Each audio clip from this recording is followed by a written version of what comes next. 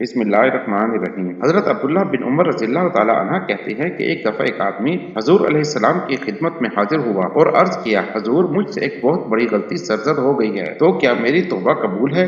حضرت صلی اللہ علیہ وآلہ وسلم نے فرمایا، کیا تیرے والدین زندہ ہیں؟ اس نے کہا نہیں، یعنی وہ تو دونوں فوت ہو چکے ہیں۔ پھر آپ نے پوچھا، کیا تیری خالہ موجود ہے؟ تو اس شخص نے کہا کہ ہاں زندہ ہے۔ آپ نے فرمایا، اپنی خالہ کے ساتھ حسن سلوک کرو۔ حقوق دو قسم کے ہیں، یعنی حقوق اللہ اور حقوق العباد۔ اگر کسی نے اللہ تعالیٰ کا حق ضائع کر کے گناہ کا ارتکاب کیا ہے تو اس کی معافی کا قانون یہ ہے کہ وہ سچے دل سے توبہ کرے اور آئندہ ایسی غلطی نہ کرے۔ جب کوئی بندہ اپنی غلطی کا اعتراف کر کے سچے دل سے توبہ کر لیتا ہے تو اللہ اس کی توبہ قبول کر لیتا ہے، اور اگر کسی نے بندے کا حق ضائع کیا ہے، کسی کا مال چھینا ہے، چوری کیا ہے، کسی کو گالی دی ہے، جسمانی ایذا پہنچائی ہے یا آبرو ریزی کی ہے، تو جب تک اس کی تلافی نہیں کرے گا، صاحب حق سے معاف نہیں کرائے گا، وہ گناہ معاف نہیں ہوگا۔ اصل قانون تو یہی ہے۔ البتہ اس حدیث مبارکہ میں حضور علیہ السلام نے متعلقہ شخص کو خالہ کے ساتھ حسن سلوک کا جو حکم دیا، یہ دراصل دل کی صفائی کے لیے ایک تدبیر تھی۔ بعض اوقات انسان گناہ کر کے توبہ کر لیتا ہے تو گناہ تو معاف ہو جاتا ہے، مگر دل میں کچھ کدورت یا شبہ رہ جاتا ہے۔ اس کو دور کرنے کا طریقہ یہ ہے کہ انسان صدقہ خیرات کرے یا اپنے اقربا کے ساتھ نیک سلوک کرے۔ اس کی مثال حضرت کعب بن مالک رضی اللہ تعالی عنہ کی ہے، جو غزوہ تبوک سے پیچھے رہ گئے تھے۔ اس کی تفصیل صحیحین میں موجود ہے۔ سورہ توبہ میں بھی ایسے ہی 3 شخصوں کی توبہ کا ذکر ہے۔ حضور علیہ السلام نے حضرت کعب بن مالک رضی اللہ تعالی عنہ کے ساتھ بائیکاٹ کرنے کا حکم دیا تھا۔ انہوں نے 50 دن تک سخت پریشانی اٹھائی، جس کے بعد ان کی توبہ قبول ہوئی۔ پھر وہ خود حضور صلی اللہ علیہ وآلہ وسلم کی خدمت میں حاضر ہوئے اور عرض کیا، حضور میری توبہ تو تب ہوگی جب میں اپنے سارے مال سے باہر نکل جاؤں گا۔ اس مال نے مجھے فتنہ میں ڈالا ہوا ہے۔ چنانچہ انہوں نے اپنا سارا مال صدقہ کر دیا۔ حضور صلی اللہ علیہ وآلہ وسلم نے فرمایا، تھوڑا سا رکھ لو، پھر جب اور آ جائے گا تو اسے بھی صدقہ کر دینا۔ دراصل ان کی توبہ تو قبول ہو چکی تھی، مگر دل میں جو کدورت باقی تھی وہ بھی اس صدقہ سے دور ہو گئی۔ موطا امام مالک میں روایت ہے کہ 50,000 درہم یا دینار مالیت کے باغ کا مالک باغ میں نماز پڑھ رہا تھا۔ ایک چڑیا گھنے درختوں میں پھنس کر پھڑ پھڑائی تو مالک کی توجہ نماز سے ہٹ کر چڑیا کی طرف ہو گئی۔ انہوں نے اس باغ کو غفلت کا سبب ٹھہرایا اور پھر پورے کا پورا باغ اللہ کی راہ میں صدقہ کر دیا۔